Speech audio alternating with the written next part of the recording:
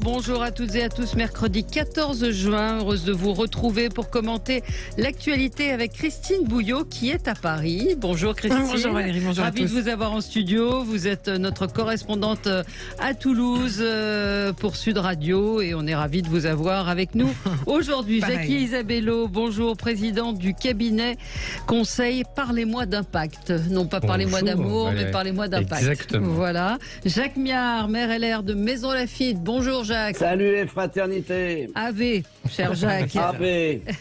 Jean-Philippe Dugoin-Clément, maire UDI de Mennecy. Et vous êtes également vice-président de la région Île-de-France. Bonjour à vous. Bonjour. Un excellent compagnon. Bon, très bien. Et vous publiez dans quelques jours L'habitat fait le citoyen aux éditions de l'Aube. C'est un essai sur le logement entre crise sociale et crise environnementale.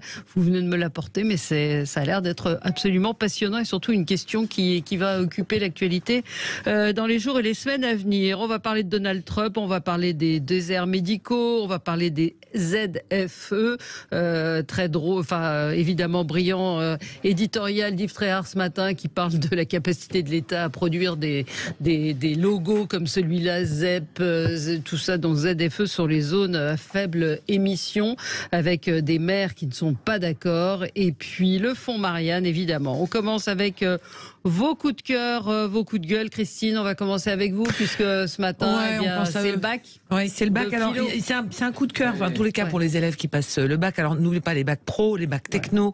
Ça a déjà commencé pour eux. Puis aujourd'hui, c'est le bac philo. On appelle ça, alors je veux dire, l'épreuve reine, qui n'en est plus vraiment une. Et c'est un petit peu ça mon coup de griffe sur, on va dire, ce mois de juin qui n'a jamais été reconquis, en fait. On se souvient de ce ministre de l'Éducation nationale qui a dit, on va reconquérir le mois de juin.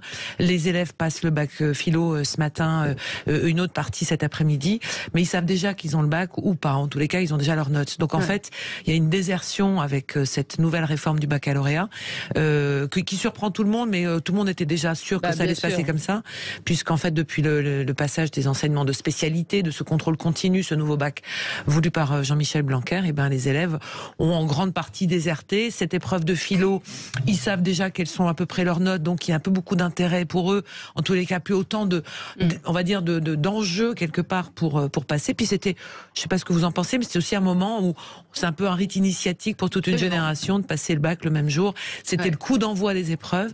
Et d'ailleurs, celui qui a repensé le bac aujourd'hui, dans la version qu'on connaît maintenant, dit qu'il serait bien effectivement que les élèves ne connaissent pas leurs notes dès maintenant.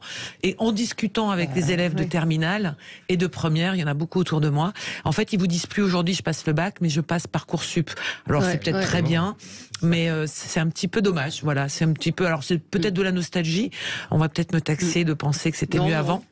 Mais cette épreuve de philo, et les profs de philo sont d'ailleurs très inquiets parce qu'ils se disent en fait notre matière n'intéresse plus, déjà que c'était difficile de les accrocher, ça n'intéresse plus, et il y a ce fameux grand oral qui doit aussi arriver dans sa version qui vous vous souvenez de votre note au bac philo? Oui, à ma grande surprise, j'avais eu 12. Moi aussi. Voilà. Et je m'en souviens aussi très bien, c'est marrant. Et c'était le top départ de la grande vie en fait. Voilà, et aujourd'hui ils pensent à autre chose, ils savent déjà où ils sont, Parcoursup est passé. Donc voilà. Que dit l'ancien Jacques Miard, défenseur de la langue française, de la littérature, de la philosophie? Moi, ce qui me frappe beaucoup, c'est que on pense que, bien évidemment, tout doit tomber sans difficulté, sans effort, sans stress même. Mais je me souviens très bien que pour le bac, c'était effectivement un objectif. Et que nous étions, nous, les potaches, tendus vers cette épreuve. Et il y avait quelque chose de bon, parce que ça stimulait. Et donc aujourd'hui, je trouve qu'on veut faire, je dirais, du bac quelque chose qui est sans odeur, sans saveur et sans difficulté. Je crois que c'est dommage, parce que la vie n'est pas, je dirais, un long fleuve tranquille. Et stimuler nos adolescents qui vont passer le bac pour surmonter cet obstacle et passer cet obstacle, je crois que c'est aussi nécessaire dans la formation des caractères. Donc vous êtes d'accord avec Christine. Vous vous souvenez de votre note de philo, Jacques? On parlera d'autre chose.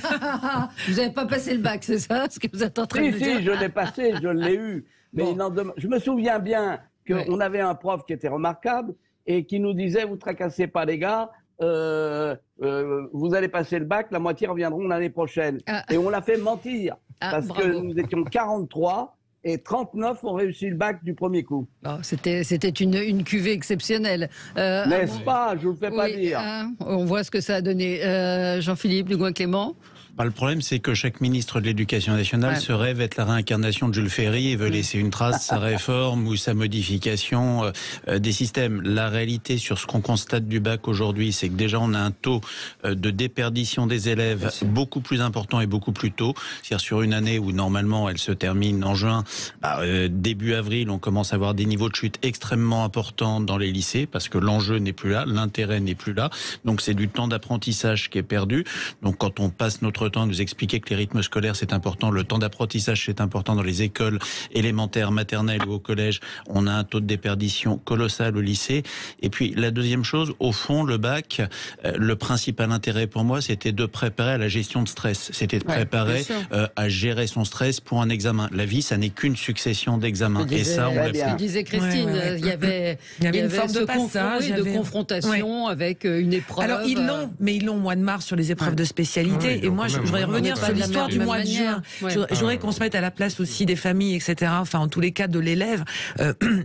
Ce mois de juin n'existe pas en réalité. Alors, il était déjà un petit peu bancal avant, mais là, les parents d'élèves, les enseignants se disent, mais en fait, on a perdu une quasi-totalité. Les conseils de classe sont quasiment tous passés, et on est quand même que le 14 juin. Enfin, je veux quand même dire que l'école, c'est jusqu'au 3 juillet.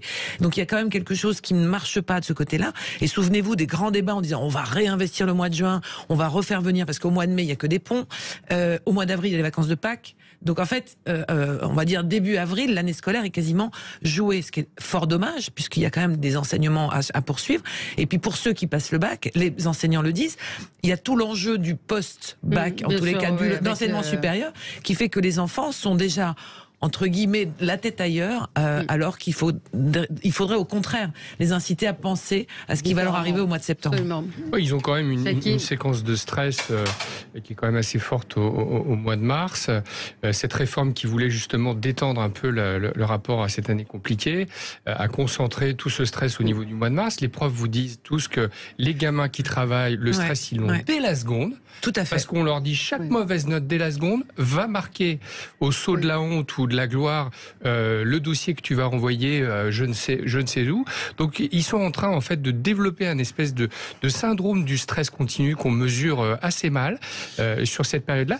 Et puis après, pour aller sur un autre point qu'on n'a pas évoqué, Monsieur Mathieu, dont vous parliez tout à l'heure, qui est à l'origine de cette réforme, a dit on va mettre les épreuves de spécialité en mars pour qu'elles puissent être prises en compte dans le cadre de la procédure Parcoursup. Et moi, j'étais plongé dedans cette année. J'ai fait des journées portes ouvertes absolument lunaires dans des grandes facs parisiennes où déjà le prof arrive avec sa clope électronique devant 3000 personnes et fume, alors ce que le code du travail interdit totalement. Enfin, des choses comme ça. Il dit, écoute, on ne sait pas si on va prendre en compte les notes des épreuves de spécialité, alors que c'est l'objet de la réforme, devant des gamins qui sont pétrifiés. En sachant alors voilà, que... il n'est plus au pouvoir, donc maintenant on ne sait pas si la réforme va se mettre en place. En sachant que on revient dans les choix des élèves, on revient finalement à ce qui se faisait avant, c'est-à-dire qu'il y a les scientifiques qui choisissent les scientifiques et tout le monde essaye d'y aller. En gros, on reproduit ce qui a voulu être... Même pas. Parce qu'ils ont découvert au début de la réforme que les gens qui allaient faire des écoles de commerce, il fallait qu'ils sachent un peu compter. Ah oui, on remet des maths. À la différence de ce que fait l'État. Eh bien, au début, ils n'avaient pas prévu ça. Ils avaient dit, tu vas faire un peu de géopolitique, sciences politiques, un peu de SES. Et puis plus de maths du tout. Et des gens ont dit, quand même, quand on veut faire HEC, c'est peut-être pas mal de savoir faire une addition. Et ils en ont remis 2 ans après. Voilà, c'est assez marrant. Qui sachent déjà écrire et s'exprimer, ce serait déjà assez formidable. Ils ont le grand oral pour ça, Valérie. Ils s'expriment de mieux en mieux, mieux que nous. On ne savait le faire, on nous apprenait à le faire à notre époque, parce que l'oral avait totalement disparu à notre époque. Allez, petite pause, on continue notre tour de table dans un instant. À tout de suite. Allez, beaucoup de sujets aujourd'hui, on va avancer. Jackie, coup de cœur pour... Oui, totalement subjectif pour mes amis néo-calédoniens qui ont un champion de France de natation, Maxime Grousset, qui est un athlète exceptionnel.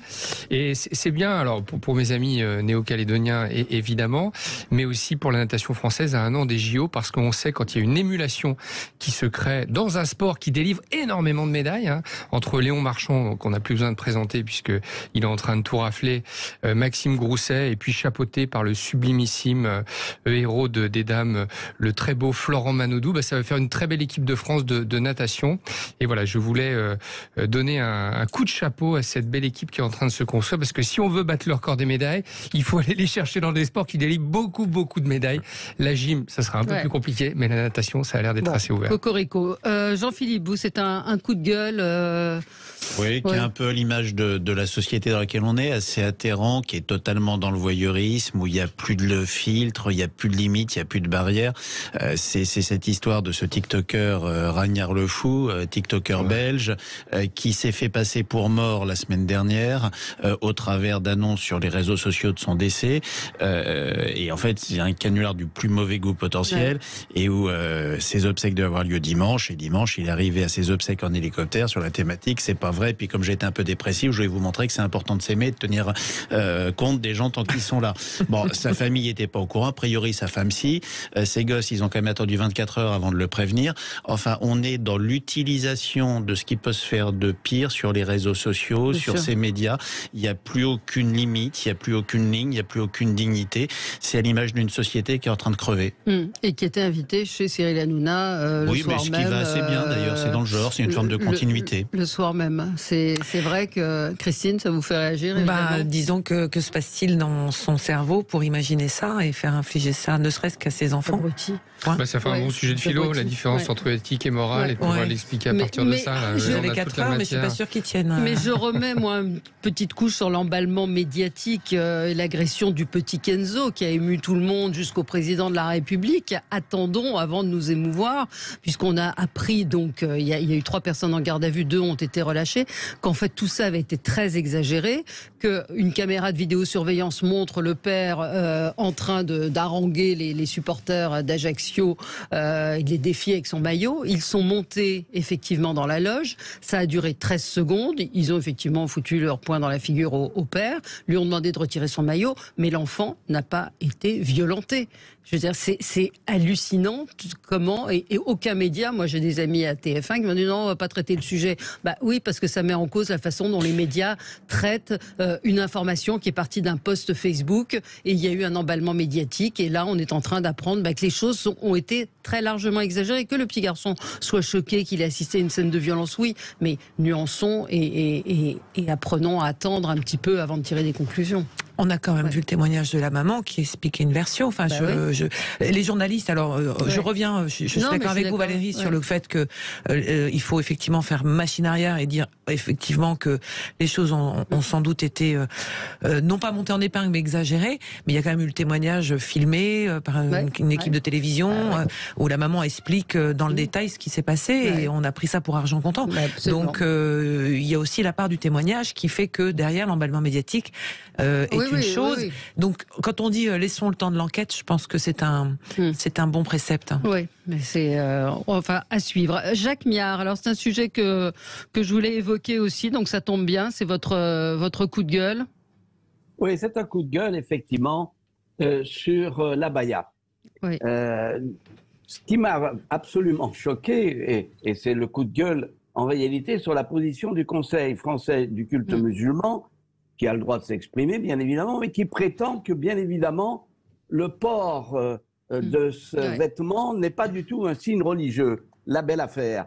Pourquoi? Parce que le Conseil français du Conseil musulman, il s'exprime peut-être à son nom, c'est son droit, mais il oublie une chose, c'est que dans l'islam, il y a autant d'interprétations de l'islam qu'il y a de musulmans, ou presque, et que, bien évidemment, les jeunes filles qui portent l'abaya, elles savent ce qu'elles font et elles expriment ainsi, je dirais, un signe religieux fort. Elles expriment par une certaine provocation leur religion et c'est contraire à la loi du 15 mars 2004 qui interdit les signes religieux à l'école. Donc je trouve que c'est quand même assez extraordinaire que, je dirais, une partie du Conseil français du culte musulman s'exprime de cette manière alors même qu'il sait pertinemment que ce n'est pas lui qui dit la vérité, c'est que ce sont ces jeunes filles qui expriment, parce qu'elles en ont décidé, que cet abaya est le signe de leur religion, et elles le font à l'école alors que c'est contraire à la loi française. Oui. Donc je crois que là, il y a une dérive et le ministre, je le dis franchement, auquel on reproche beaucoup de choses, a raison de vouloir y mettre un terme, même si il a tardé, même si il y a un certain nombre de recteurs et de directeurs d'école qui veulent faire profil bas. Et je crois que c'est une erreur. J'ai été le premier à proposer cette loi de 2004 et je crois qu'il ne faut pas laisser cette dérive continuer car ça met en cause, je dirais, le principe de laïcité à l'école et le principe je dirais, d'un certain ordonnancement juridique qui doit être respecté par tous. Oui, enfin, je vous trouve très indulgent avec le ministre de l'Éducation. Abaya, il a quand même réagi. Écoutez la réaction, l'appréciation du caractère religieux ou pas, ce sont les chefs d'établissement qui doivent l'apporter. Non, mais ça s'appelle Ponce Pilate. C'est Ponce Pilate. C'est je m'en lave les mains, vous vous débrouillez et vous faites comme vous voulez. Je voyais des réactions de proviseurs qui disaient il y a la moitié qui sont plutôt favorables à cela, l'autre moitié qui a la trouille. Cette déclaration du ministre de l'Éducation est tout à fait inadmissible et inacceptable, me semble-t-il. Vous avez raison, Valérie, cette partie-là, mais il appelle quand même, je dirais, une certaine vigilance, et ça, il faut le reconnaître. Mais vous avez raison de dire qu'il joue les Ponce Pilate et qu'en disant démerdez-vous, moi je veux pas le savoir. Ça, c'est grave. Vous avez raison. Mais il est clair que de toute façon, si je souhaitais l'évoquer lors de votre émission, c'est que je crois que c'est un fait grave qui remet en cause, je dirais, l'école républicaine. Et ça, ce n'est pas acceptable. Oui, et le CFCM dit, non, l'abaya, c'est un vêtement comme un autre, ce qui n'est pas vrai. Bah oui, parce qu'en fait, le ministre la renvoie sur le fait que chaque établissement a un règlement intérieur et peut définir la notion de ce que les élèves peuvent porter ou pas, et donc il considère que c'est un habit. Et donc au chef d'établissement ou au règlement intérieur de décider, donc au conseil d'administration, de savoir comment on définit cette tenue quand les jeunes filles arrivent avec. Ouais. Donc c'est un petit peu se renvoyer le sujet aux gens du terrain et les laisser un peu tout seuls en première ligne, quand même. Jean-Philippe Dugoin-Clément. Laisser les gens du terrain tout seuls, c'est les mettre en situation de fragilité, c'est les mettre en situation de danger. Chaque établissement a son règlement intérieur, mais la République a des règles. La laïcité est un élément constitutive de la République depuis maintenant plus d'un siècle, et cette laïcité, on voit qu'elle est attaquée aujourd'hui fréquemment, de plus en plus, qu'il y a des tentatives pour pousser les curseurs, pour pousser les lignes là-dessus. Et d'un côté, la laïcité, c'est autoriser tout culte, toute liberté religieuse, mais c'est interdire l'intrusion du fait religieux dans la sphère publique. Et ce qui est en train de se faire là, c'est une logique d'entrisme, d'imposer un fait religieux dans des établissements scolaires. C'est quelque chose qui est totalement illégal, anormal, anticonstitutionnel. Et là-dessus, le ministre devrait réaffirmer les choses. On ne peut pas, sinon on détruit ce qu'est la nature de ce pays. Il y a des pays qui ont une essence religieuse, qui sont assis sur une religion, y compris des pays européens, mais ça n'est pas la tradition de la République française. Et ça se développe de plus en plus. C'est vrai que de jouer avec ces symboles, la chercheuse Florence Bergeau, qui vient de sortir un bouquin assez remarquable sur les réseaux fréristes, les travaux d'Hugo Micheron là-dessus, sur la manière dont certaines obédiences de l'islam utilisent ces symboles pour pouvoir déstabiliser la République. Eh bien, on continue, un peu à l'instar de ce qui se passe sur les réseaux sociaux dans l'univers, de voir des réseaux utiliser ces choses-là et les jeunes pour porter atteinte à l'organisation de la République. Il faut que les gens soient conscients que c'est de la pure manipulation, c'est très bien documenté, il y a des gens remarquables qui travaillent là-dessus et qui parfois sont eux-mêmes menacés. Il faut que les gens exactement, le travail de Florence Bergeau-Blaclair est vraiment incroyable, et les travaux de Micheron et Oui, mais vous avez Le Monde qui a publié il y a 2 jours un article tout à fait perfide sur son livre et sur elle, sur une carrière douteuse. Donc on est dans une société qui n'a pas forcément conscience de cela. J'ai ce témoignage d'une proviseure qui dit l'immense majorité des chefs d'établissement sont soit pleutres, soit multiculturalistes, soit totalement indifférents au phénomène communautariste islamiste. Nous retournons à l'ère Jospin. Aucune leçon n'a été tirée en 30 ans. Voilà, puisque Jospin, souvenez-vous, avait dit « Et qu'est-ce que vous voulez que ça me fasse que la France s'islamise ?» C'était en 89, c'est ce qu'il avait dit. Allez, on se retrouve dans un instant et on continue à commenter l'actualité avec vous sur Sud Radio. À tout de suite. Sud Radio, mettez-vous d'accord, 9h-10h, Valérie Expert. Allez, on est ensemble jusqu'à 10h pour commenter l'actualité. Il y a plein de sujets. Voilà, je sais pas. Jacques Miard, vous avez une envie? Vous préférez parler de quoi? De Donald Trump, des déserts médicaux, des ZFE? Bon, écoutez, Donald Trump, moi je suis absolument que les Américains se démerdent entre eux. Hein, parce que franchement, on a suffisamment... Alors, j'ai vu que sur un certain nombre de chaînes hier, ils suivaient le détail de toute cette affaire. Bon, je veux bien, mais franchement, que les Américains se débrouillent entre eux. Ce qui est certain, c'est que Trump a eu des effets, des décisions totalement incroyables sur le plan international.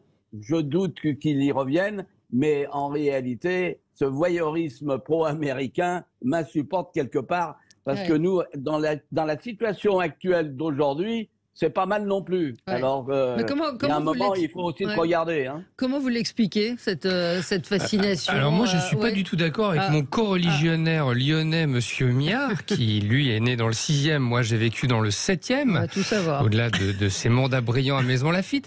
Parce que, n'oublions pas que chez les Républicains, il y a quand même deux courants. Il y a ceux qui disent, il y en a marre de l'Ukraine, et il y a ceux qui disent, il faut soutenir l'Ukraine. Si Trump ou DeSantis sont élus, ces deux présidents retirent instantanément leur soutien militaire à la guerre en Ukraine. Ne vous tracassez pas, les démocrates le feront aussi. Bah non, Monsieur Miard, mécaniquement, on voit bien que c'est pas ce qui va passer. Vous allez voir. Vous allez voir. Que le 6e laisse parler le 7e arrondissement. Alors allez-y. Non. Et donc c'est préoccupant. Si vous croyez dans la protection américaine, vous vous trompez. Il faut s'y intéresser parce que déjà ce type est doublement inculpé, que la Constitution américaine ne vous empêche pas. Il y a même un type qui a quand même fait campagne pour la présidence de la République américaine en prison. Donc il faut s'y intéresser. Et je conclurai là-dessus pour rappeler, voilà, si jamais Trump est réélu, il retire son soutien à la guerre en Ukraine, et pour les Européens, ça serait une catastrophe d'une ampleur totalement considérable. Parce que c'est pire que Biden quand vous voyez ses absences, ses égarements, ses errements. On peut s'inquiéter aussi. Oui, Biden connaît bien les dossiers internationaux. Vous avez vu ce qu'il fait. Il gère bien le dossier. Jusque-là, il est arrivé très rapidement à dire ce qui s'est passé en Afghanistan. Oubliez-le. Regardez ce que je suis capable de faire. La relation avec la Chine est assez bien maîtrisée. Alors oui, il se casse la gueule. Bon, il se casse la gueule, ça fait 30 ans qu'il se casse la gueule, ça fait 30 ans qu'il fait des gaffes. Il a quand même un staff derrière, Blinken en affaires internationales, il n'a pas besoin de Biden pour... Jacques voilà, juste le point là, je voudrais modifier un peu la position de M. Miard. Je vous renvoie à la fameuse phrase de Virgile, jamais de confiance dans l'alliance avec un puissant. Et donc les Américains, on les connaît, ils vous disent bravo, on vous soutient, et puis il y a un moment, ils vous lâchent. Donc ne vous tracassez pas, ça viendra, parce que cette guerre, pour l'instant, ils reconstituent leur stock, c'est parfait, le Pentagone est très content, et puis quand ce sera fait, eh bien, on verra comment tout ça évolue. Bon, dans une conclusion avec le sujet du bac philo, le deuxième sujet c'était vouloir la paix, est-ce vouloir la justice? Voilà, comme ça on peut poser le sujet. Le premier c'est pas mal aussi, c'est le bonheur est-il une affaire de raison? Et le premier c'est le bonheur est-il une affaire de raison? Et puis pour ceux qui sont amateurs de Lévi-Strauss, c'est un texte qu'ils avaient étudié ce matin. Jean-Philippe, sur Trump. C'est la crainte. Trump, c'est un client média. La réalité, c'est que l'opinion qu'on a sur la politique américaine n'a jamais eu le moindre effet sur une élection présidentielle américaine. On a passé X élections à dire pique-pendre de Bush, de Trump, ça les a pas empêchés de gagner. On avait l'ensemble des médias et d'établissements français qui étaient pro-Obama ou Clinton. Ça n'a pas fait forcément que Hillary Clinton puisse être élue. Et en fait, on a une opinion vue de l'extérieur. On n'est pas aux États-Unis, ça n'a absolument aucun effet sur la politique intérieure américaine. Après que les États-Unis soient traditionnellement un allié avec toutes ses facettes et tout le bien et tout le mal qu'il puisse y avoir quand on est allié de l'Union européenne et de la France. C'est une chose. Que ce soit la première puissance économique et militaire mondiale, c'est une chose. On ne peut pas s'en désintéresser. Ce qui est vrai, c'est qu'aujourd'hui, on a deux personnes qui sont sexagénaires, qui veulent refaire le match d'il y a 3 ans. L'un L'un qui ne tient plus debout Et effectivement, peut-être qu'il fait pas de bêtises, la question est de savoir qui est-ce qui le tient, et puis l'autre qui aligne les provocations, aligne le poujadisme. Enfin voilà, c'est un phénomène média. Il y a quand même eu une et nous, on joue les voyeuristes. Oui, et on suit ça. Oui, mais c'est un peu, quand même une conséquence. Il y a un moment, c'est trop, c'est trop. Ouais. C'est vrai que c'est la première puissance, surtout que les États-Unis, on le sait très bien, vivent très mal le fait qu'ils vont perdre le leadership mondial. Et tout vient de là, c'est-à-dire qu'ils en surajoutent aujourd'hui. Vous parliez de sexagénaires, oui, ce sont plutôt des octogénaires, oui, mais la vie est très longue, puisqu'on apprend dans le Canard enchaîné ce matin, cher Jacques Miard, qu'à 83 ans, Jack Lang va rempiler pour 4 ans à la tête de l'Institut du monde arabe. Et donc, il a été préféré à Jean-Yves Le Drian, qui était un petit jeuneau de 75 ans. On serait aux États-Unis pour viser la présidentielle. Oui, Jack il Lang. pourrait, oui, absolument. Mais je pense qu'il y pense certainement. Je trouve qu'il y a un moment. On va lancer le recueil de ces 500 signatures. Lancer la candidature de Jack Lang. Les déserts médicaux, sujet. J'entendais ce matin le ministre de la Santé qui explique que c'est compliqué comme sujet parce que former des médecins, ça va prendre du temps. Le constat, c'est quand même qu'aujourd'hui, trouver un médecin est de plus en plus compliqué, quelle que soit la région où vous habitez. Il y a évidemment des vrais déserts médicaux, mais d'une manière générale, se faire soigner, Christine, vous qui êtes... ce qui est dramatique, enfin moi ce que je trouve sidérant dans ce sujet-là, c'est que ça fait 20 ans que dans les régions, sur les territoires, on a fait des sujets pour dire il y a des déserts médicaux, ça va arriver, ça va être de plus en plus compliqué, la démographie médicale fait qu'il y a des gens qui vont partir à la retraite et laisser des cabinets. Donc aujourd'hui, on essaye de sauver le tissu médical français à coup d'annonces. On va obliger des étudiants à faire une année à la campagne, dans les déserts médicaux. On va essayer mais bon, la réalité, c'est qu'il faut former des médecins et que ça prend 10 ans et que pendant ce temps-là, il va falloir trouver des solutions hybrides dans chaque territoire. Alors il y en a qui marchent plus ou moins bien, il y en a qui sont plutôt proactifs, qui salarient en région Occitanie, on salarie les médecins, on fait des grosses maisons médicales. Mais il y a d'autres régions qui font différemment. Et puis après, il y a les médecins, les territoires entre eux qui se font concurrence du propre cabinet médical qu'ils ont ouvert. Et les élus sont souvent en première ligne. Et en attendant, vous avez des personnes qui se retrouvent à avoir des délais d'attente. Mais même maintenant, les villes sont concernées. Je veux dire, trouver même Paris, vous trouvez un médecin généraliste, un ophtalmo, un dermato. C'est ça. Il y a pas. Et en plus de ça, alors du coup, il y a beaucoup d'étudiants qui partent faire leurs études de médecine à l'étranger. Sur un cursus qui est tout à fait différent d'une autre, mais qui est quand même de qualité. Mais ça pompe aussi les réserves d'autres territoires. Ouais. Donc c'est un long sujet qui va durer encore quelques années, tant qu'on n'aura pas 1000 paquets sur le nombre d'étudiants à être formés pour être médecin dans le processus. 87% du territoire français est considéré comme un désert médical. Donc c'est vrai qu'en ce moment, les députés soutiennent une proposition de loi qui essaye de trouver un remède. Comment les inciter sans contrainte, parce que tous les médecins disent que la contrainte sera contre-productive. Jean-Philippe Dugois-Clément. Ce qui est terrible, ça fait 25 ans qu'on dit qu'on n'a pas assez de médecins, il faut 10 ans pour en former, mais enfin on nous explique que le pic bas de la démographie médicale c'est dans 10 ans, et y compris moi, ma commune de Mennecy, on est à 40 km de Paris, on n'a plus de médecins, on en manque, on en a insuffisamment, et les gens n'arrivent plus à avoir de médecins référents. On vous dit on va imposer des prises de référents, les gens ne trouvent pas, ils ne trouvent plus. Après, faut quand même se poser les vraies questions. Pourquoi est-ce qu'aujourd'hui on n'a plus de médecins? Déjà, on est dans une société des 35 heures où on n'a plus envie de travailler.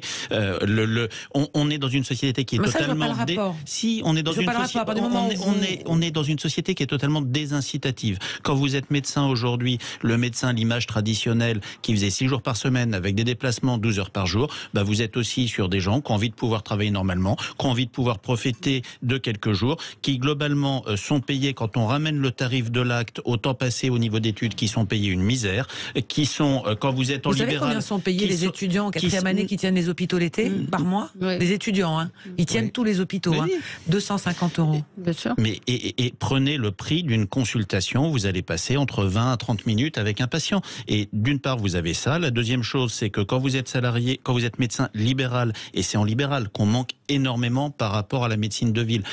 Vous vous retrouvez à avoir une gestion d'entreprise, vous avez des salariés à avoir, vous avez des locaux à avoir, vous avez des déclarations d'impôts à faire. Entre ce que vous gagnez et ce qui vous reste, vous avez intérêt pratiquement à être médecin salarié. On a aujourd'hui une concurrence réelle entre les médecins libéraux et puis ceux qui prennent le choix d'être salariés, que ce soit sur des PMI, sur de l'assurance, sur de la médecine du travail ou autre. Et on a cette déperdition. On a désincité d'une certaine manière le facteur travail. Il faut rendre du pouvoir d'achat aux médecins, il faut simplifier les procédures, il faut mieux les payer, on aura plus de médecins aussi. Dire on va uniquement imposer à des étudiants qui sont déjà mal payés d'aller faire un an à l'autre bout du pays alors qu'ils n'ont aucune attache là-bas, ça suffira pas. Jacques Méard. Oui, mais c'est tout à fait ça. Jean-Philippe a parfaitement raison. Et il faut rajouter que sur le plan historique, malheureusement, le numerus clausus a été un accord tacite entre tous les gouvernements et les médecins en se disant on aura moins de concurrence. Bon, et ça a été une faute rédhibitoire. Mais je crois qu'effectivement la contrainte ne marchera pas. En revanche, que l'on aide et que l'on paye un certain nombre de médecins à s'installer 2-3 jours par semaine dans un endroit et qu'on leur assure un accueil favorable avec des moyens, avec un secrétariat, eh bien ça c'est jouable et c'est pas hors de prix. Il faut aussi regarder ça. Donc je crois qu'il faut mettre en place toute une série d'aides financières. C'est ce que nous faisons dans les villes, y compris à Maison Lafitte, où on a mis en place, je dirais, des bureaux qui sont à des prix tout à fait abordables et qui permettent d'accueillir des médecins, encore faut-il qu'ils viennent. Et nous avons plusieurs projets d'un centre médical qui pose parfois un certain nombre de problèmes au voisinage, parce qu'en disant on veut pas ci, on veut pas ça, mais il faut continuer. Donc c'est un ensemble, et Jean-Philippe a parfaitement raison, c'est qu'il faut prendre la question globalement et pas simplement par un biais qui est trop la contrainte. Ça ne marchera pas. Oui, puis c'est tout le maillage territorial aussi, Jacques Méard. Vous cherchez vous reconstituez un tissu médical à Maison Lafitte, c'est pas la même problématique quand vous êtes au fin fond du Lot-et-Garonne et que vous avez un service d'urgence qui en plus est obligé de fermer parce qu'il peut plus fonctionner normalement, donc ça déplace le problème. Il y a tout un circuit qui fait que, en fait, c'est on va dire la cartographie médicale et le circuit du patient qui est complètement revu et corrigé par ces déserts médicaux qui posent un défi absolument gigantesque et aux populations, aux élus que vous êtes, parce que tout le monde veut avoir un médecin près de chez lui, mais il faut aussi un ophtalmo, il faut aussi un gynécologue. Prenez le Lot, je crois qu'il y a 2 gynécologues pour quasiment toutes les femmes du département, donc c'est absolument terrifiant d'entendre ça. Mais on n'a visiblement quand même pas de solution très, très concrète. Sinon, je pense qu'on aurait réglé ce truc. C'est un faisceau de moyens. On voit bien mais les élus ont déjà des outils qui existent, mais que les organisations professionnels ont du mal à mettre en place. Pardon de l'acronyme, ça s'appelle les CPTS et les CTS. Vous le savez, il y a aujourd'hui la possibilité de financer des maisons communes de la santé. Mais les organisations professionnelles sont arc-boutées sur cette notion de médecine libérale. Il faut revenir à l'origine de notre modèle. L'économie, c'est la gestion des ressources sous contrainte. Aujourd'hui, on a décidé de financer la santé. C'est nous qui payons. On appelle ça médecine libérale. Non, moi, je suis entrepreneur, je ne suis pas financé par l'État. Donc, on décide de le financer. À un moment, la question, c'est de se dire, est-ce que si c'est les Français qui paient, on est en droit d'avoir une réflexion en disant, les militaires bougent, les profs bougent, il y a plein de professions qui sont financées par l'État qui bougent. Parce que quand on regarde les ratios sont affligeants. Il y a 28 fois plus de dermatologues sur la région parisienne que partout en France. L'Essonne est un désert médical. Exactement. Quand vous regardez, l'Essonne, qui est à côté de Paris, est un désert médical. C'est insupportable. Sauf que qu'est-ce qui s'est passé pendant le Covid ? L'État a fait un truc génial. Ils ont dit, on va tout mettre le paquet sur l'hôpital. Alors que les médecins libéraux, ils vous disaient, mais les épidémies, nous, on a l'habitude de gérer. Laissez-nous gérer ça. Vous devez vous appuyer sur l'hôpital, certes, mais sur la médecine libérale. Et ils ont décidé, mais ils ont vraiment violenté, ils ont déshonoré la médecine libérale en faisant un Grenelle dont les médecins vous disent c'était pas un Grenelle de la santé, c'était un Grenelle de l'hôpital. Donc ils ont donné énormément d'argent à l'hôpital et les médecins libéraux se sont sentis complètement trahis. Donc maintenant, allez leur dire, installez-vous en Ardèche ou installez-vous en Dordogne, ils ne le feront pas. Parce qu'ils ne sont pas les alliés des pouvoirs publics. Il y a quand même des professionnels de santé. Donc vous voyez, quand on le met comme ça, quand on arrive dans ce cadre de négociation qui est celui-là, eh bien, je pense que c'est devenu totalement insoluble. Alors que ces gens-là font quand même un travail formidable. Vous soulignez le dévouement de ces professionnels. Jacques Méard. Vous pouvez très bien utiliser un certain nombre de moyens financiers et les médecins iraient par exemple 2-3 jours dans un certain nombre de déserts médicaux avec des aides substantielles, je suis convaincu qu'ils ont aussi le sens de leur métier et qui peuvent l'accepter. Donc il faut dépasser ce genre de critères. Il y a quand même des professionnels de santé, Jacques, qui sont contraints de s'installer là où la sécurité sociale leur dit qu'il y a des conventionnements. On prend les infirmières, on prend les kinésies, on prend les pharmaciens. Ils ne s'installent pas vraiment là où ils ont envie de... Allez, voilà. Petite pause, 9h44. On se retrouve dans un très court instant sur Sud Radio. À tout de suite. Sud Radio, mettez-vous d'accord, 9h-10h, Valérie Expert. On est ensemble jusqu'à 10h. Quelques mots sur cette proposition d'abaisser le permis de conduire à 17 ans. Oui. C'est vrai qu'on est en Europe, en Amérique du Nord, c'est même 16 ans.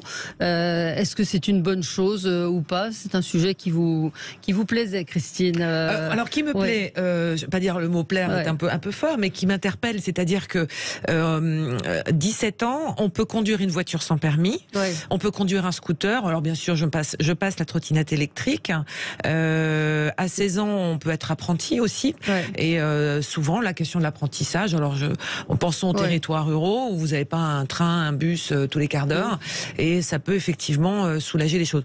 Et puis, on peut passer la conduite accompagnée dès 16 ans et demi à 17 ans, et vous êtes à côté de papa, maman, avec des conducteurs qui sont déjà plutôt bien formés, puisqu'ils ont eu plusieurs dizaines d'heures derrière eux et des dizaines de kilomètres aussi.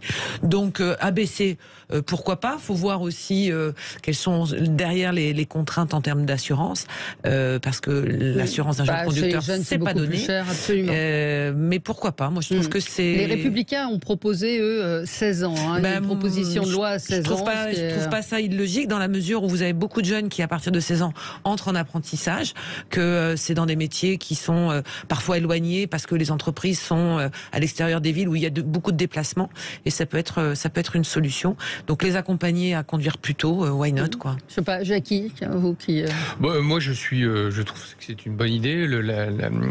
La référence que vous avez fait aux apprentis, qui pour certains ont besoin dans leur métier d'être une ressource pour faut-il pouvoir conduire. S'acheter une voiture Oui, mais par exemple, vous voyez, vous avez des apprentis. Je vais prendre l'exemple de mon fils qui est horticulteur paysagiste. Il travaille dans un camion de temps en temps. Son patron aurait bien aimé à 17 ans pouvoir lui dire Arthur, tu prends le camion. Mais mécaniquement, qu'est-ce que je me dis? C'est compliqué d'avoir le permis aujourd'hui pour s'inscrire, par exemple. Si d'un coup on dit c'est plus 18, c'est plus 17, qu'est-ce qui se passe mécaniquement?